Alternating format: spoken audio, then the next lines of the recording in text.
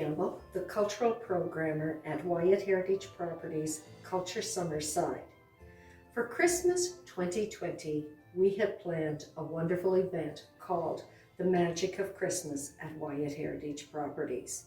Here in the beautiful Lefurgey Cultural Centre, people would have the opportunity to explore the traditions of the Christmas tree down through the centuries. However, COVID has interfered for a short time. We do hope we will be able to present the full program early in 2021. But in the meantime, we would like to give you a virtual tour of a little of what you can expect in the magic of Christmas at Wyatt Heritage Properties.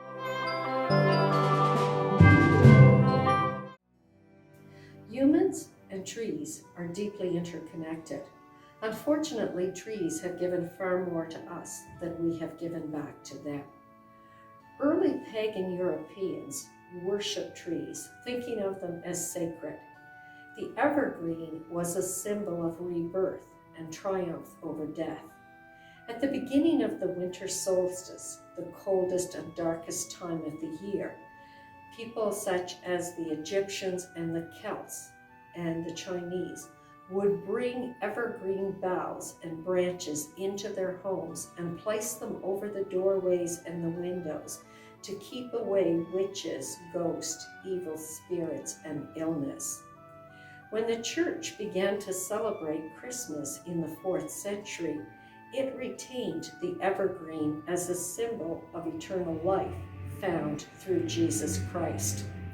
Saint Boniface, who was an early English monk that established churches in France and Germany, used the fir tree to teach the concept of the Holy Trinity.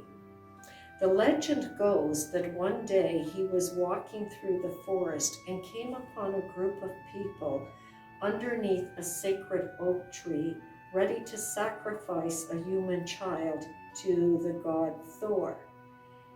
With one blow, he struck and took down the mighty oak tree, and instantly in its place grew a small fir tree, which became the symbol of eternal life. It was the Germans who then began to take the fir tree into their home as a symbol when they celebrated Christmas or Christ Mass. For the first 400 years, it was simply hung upside down from the rafters. This was most likely done because of lack of floor space and also in tradition with the boughs and the branches being hung from the rafters. It will be about 1510 before the tree will start to be decorated.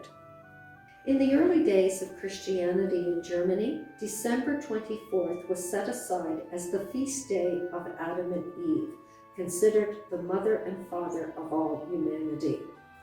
Paradise plays would be presented to teach the story of creation to the illiterate. The only prop used in the play was a paradise tree decorated with apples to symbolize the tree of knowledge and represent good and evil. Eventually, Germans began to create their own paradise trees and take them into the house as part of the Christmas celebration. For those who couldn't afford to have a paradise tree, they built pyramids, triangular pyramids of wood, and then would cover them with evergreen.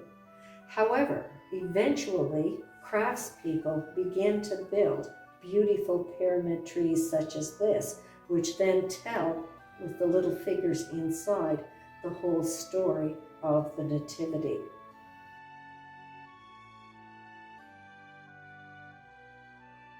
Eventually, the paradise tree and the pyramid tree were blended together to create what we know today as the Christmas tree.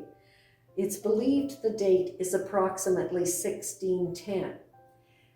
The early decorations, again, were apples, but the story goes that one year there was a failure in the apple crop.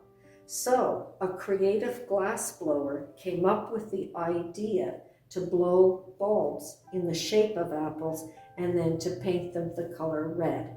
And this is the beginning of what becomes a very lucrative German industry, Christmas ornaments.